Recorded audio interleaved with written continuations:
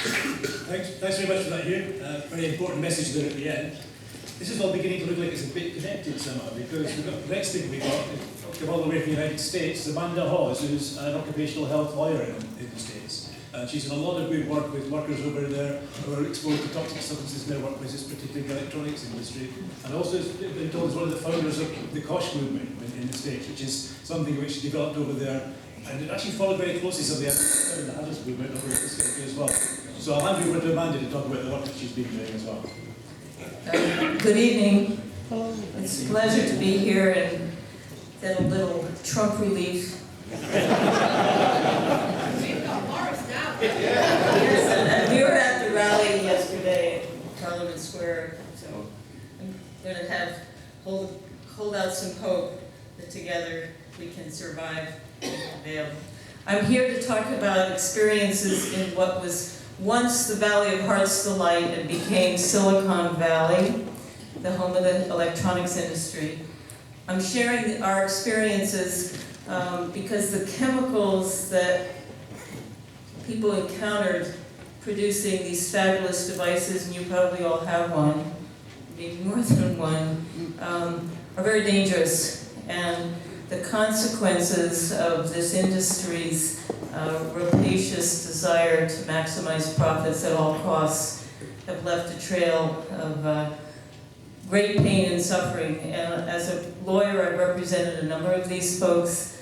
I know there are more out there that nobody knew, nobody found them, couldn't do anything to help. And this is an industry that is constantly expanding. So I'm hoping that by this presentation I can share some experiences, raise some questions, and have some dialogue for everyone here who cares about safe jobs and healthy families.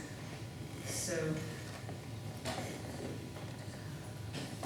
we started in the 70s when there was actually federal money to support occupational health and safety advocacy.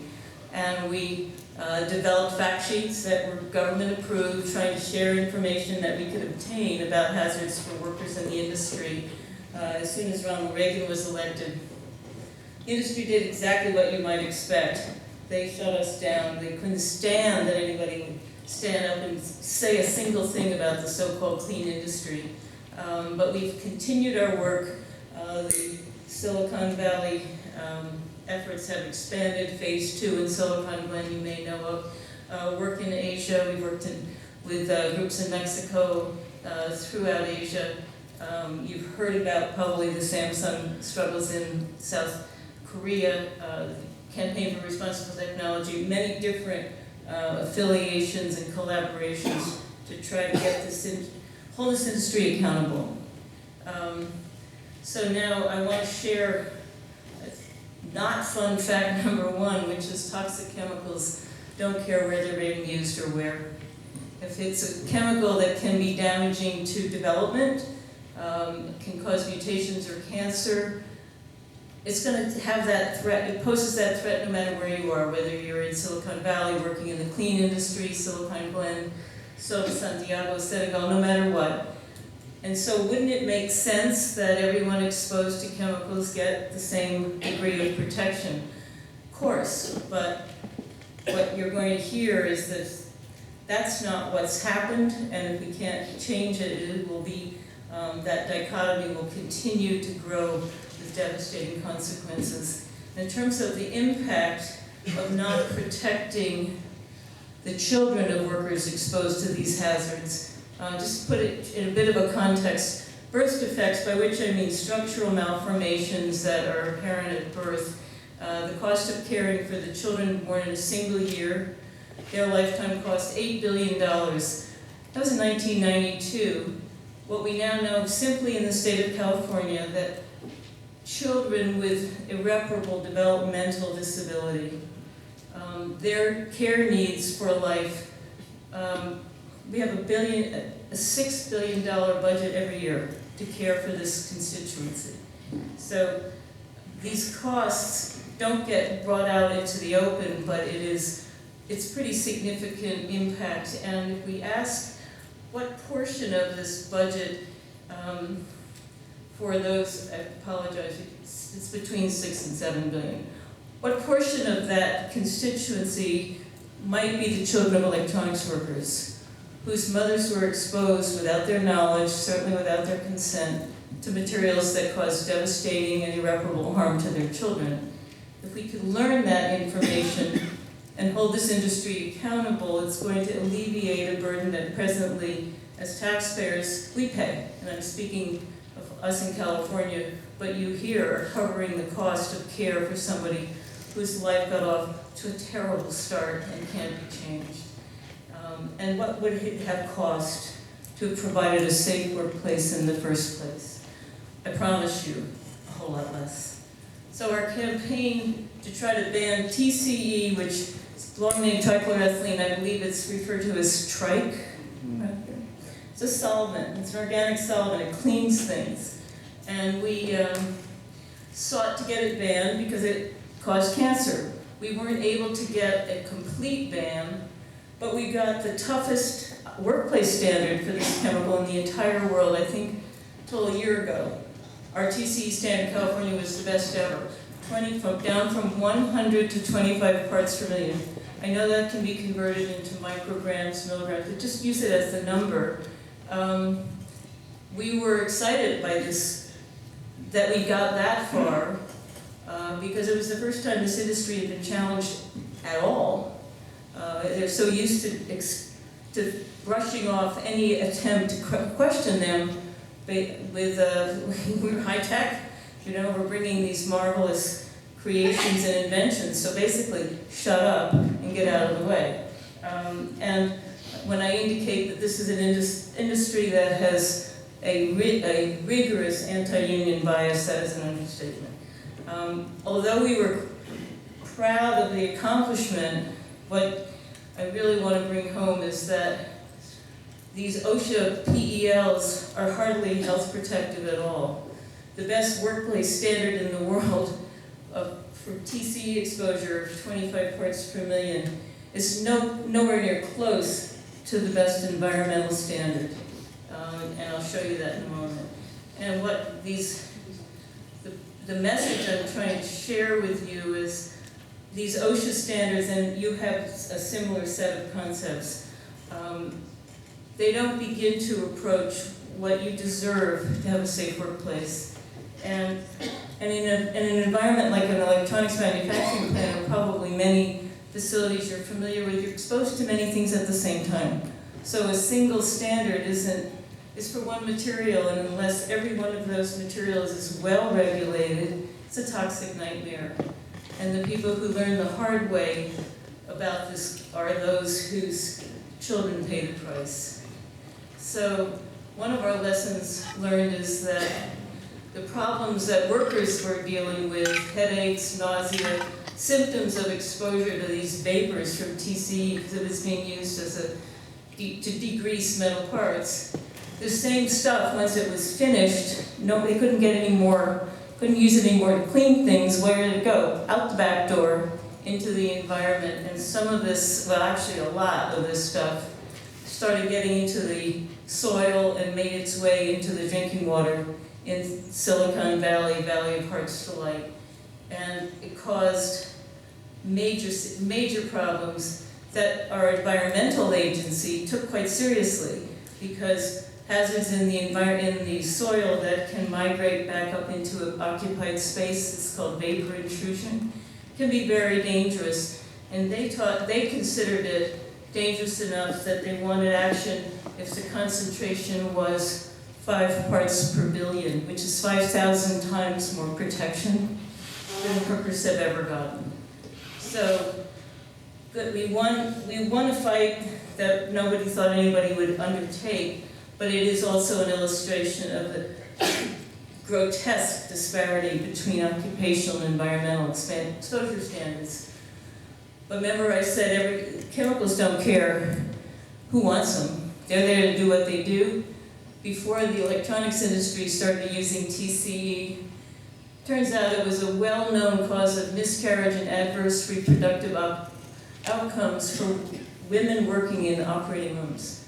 Because TCE is an anesthetic, and they happened to be unfortunate bystanders. near the operating table, that trace amount of gas was enough to contribute to major adverse problems for those for those medical workers. And the head of anesthesiology at Stanford, which is in the heart of Silicon Valley, was so appalled by this information, he dedicated a textbook to try to call attention to the hazard of these chemicals as used as anesthetics, that they were a hazard to the workers exposed to them at very, very low levels, a whole lot lower than the TCE standard. My test of what information this industry could have made use of was, if I could find it, they could too. They didn't pay any attention. If they bothered to read this, it was like, you know what, we got a great use for this, we're going to go with it. And so our a chemical with a terrible track record became a commonly used material. Our campaign to get it banned also said, well, we also want to see that there's real control over the so-called safe substitute, trichloroethane, which it turns out, once they got rid of TCE, because okay, you know, enough's enough, we got one ready to replace it with, they turned out the so-called safe substitute was doing exactly the same thing that the TCE was. Once it was contaminated and of no value to them, it started to become contaminated in the drinking water. And we created more Superfund sites in Silicon Valley than any other part of the country. That's nothing to be proud of. A Superfund site means massively contaminated.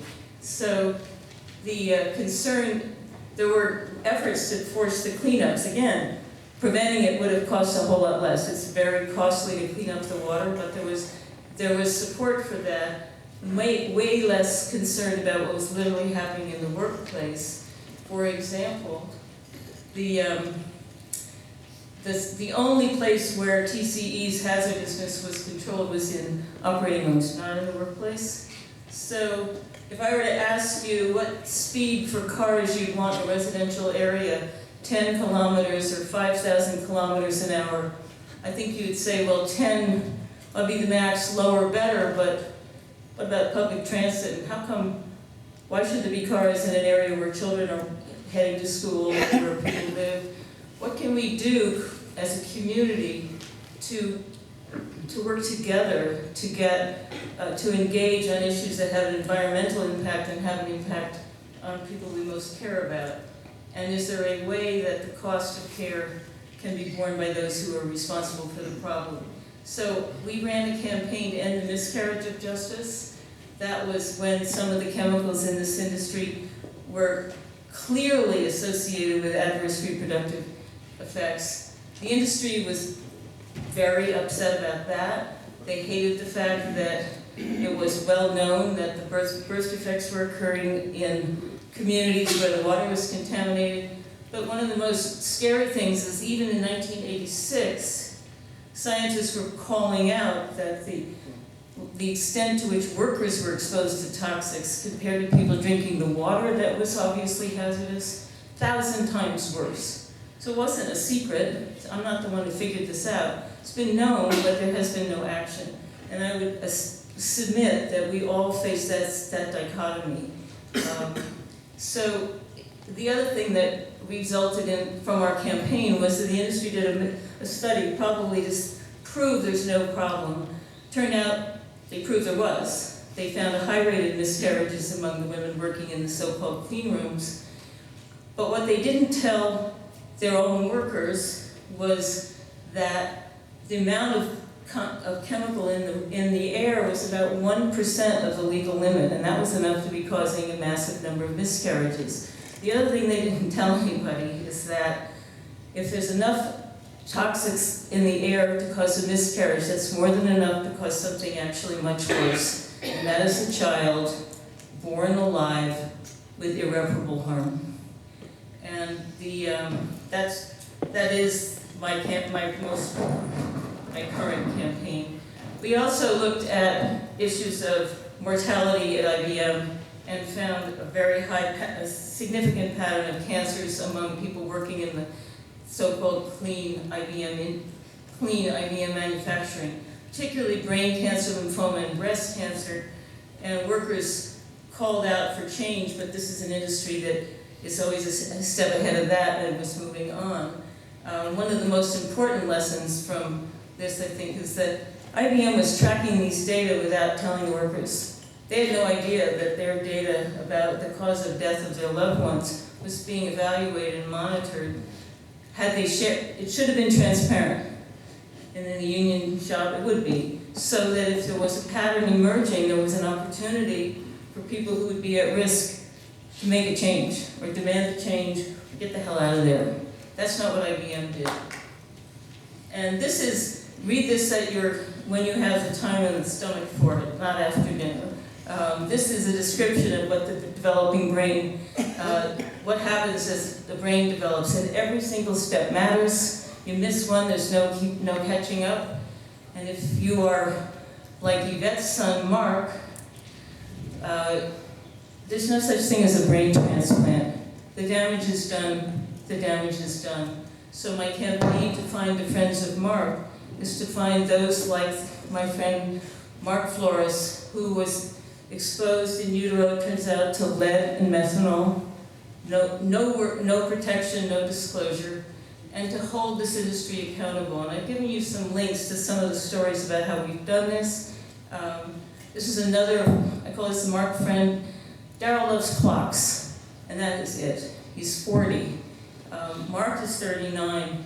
Mark doesn't know the difference between a real truck and a toy truck. He knows his mom loves him, and his mom is now 65. She is exhausted.